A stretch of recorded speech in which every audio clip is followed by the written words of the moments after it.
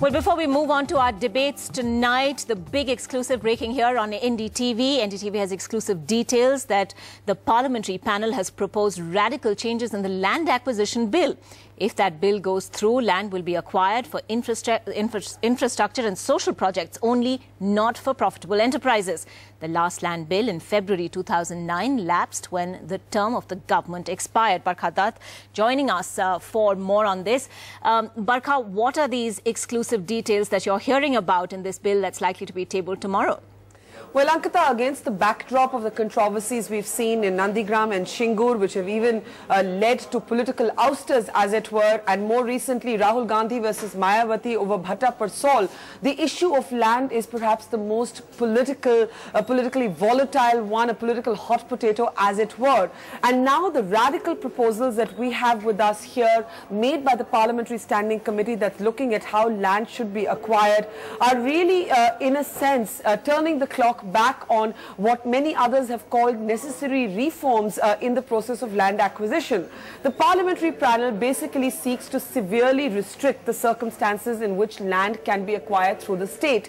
The panel is proposing that only when it comes to infrastructure and social sector, and this to a state-led infrastructure and social sector, should land be acquired and should land be permitted to be acquired.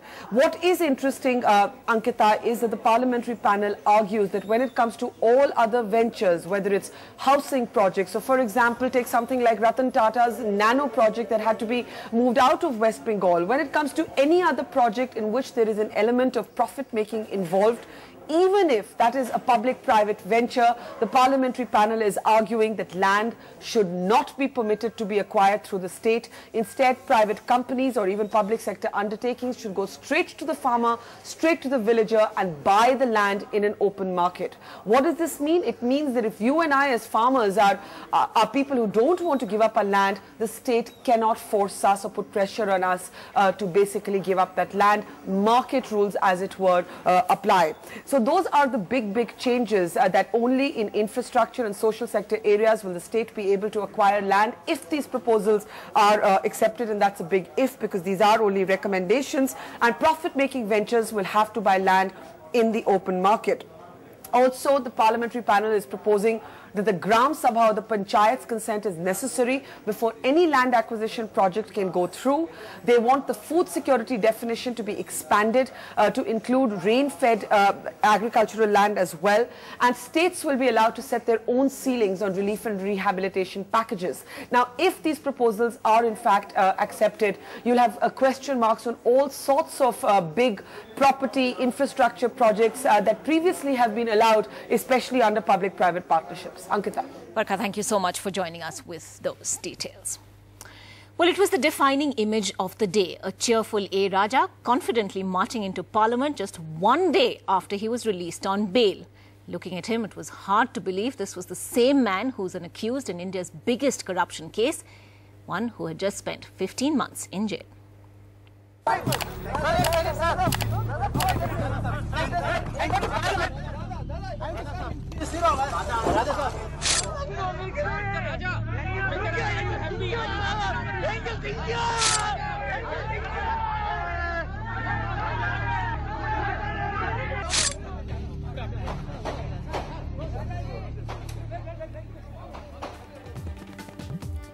So from jail to Parliament in just a day, has the rehabilitation of A. Raja begun? Is it, in effect, back to business as usual? Joining me on that special debate tonight, we have Pankaj Vora, political editor of the Hindustan Times. Also joining us, Aman Lekhi, senior lawyer with the Supreme Court. He's also represented Siddharth Behura in the 2G case.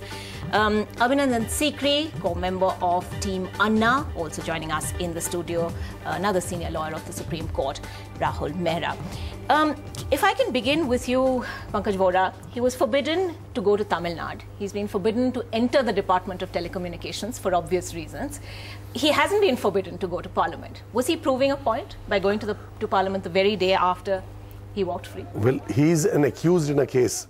He has not been convicted by any court of law as yet.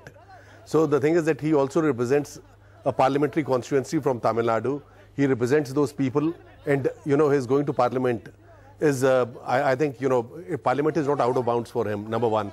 Number two, there are about 160 people already in Parliament who are also facing criminal charges. They include some very big leaders of various parties. They have been attending Parliament. Is that part of the problem? Is this the question then of business as usual? No, I mean, the thing is that there has been a proposal to have electoral reforms where political parties were to meet last year, where, all these parties were to decide whether, people who are charged, they should be eligible for contesting elections. No such meeting has taken place. And as the law exists today, Mr. Raja is entitled to, enter Parliament and attend it. Do you have the NDTV Profit app? All the markets, all the news and your own homemade, ready-made portfolio available there for you. We will right now answer what you should sell, what you should buy when markets are down. Download at ndtvprofit.com/apps. Get the best app from the channel you trust.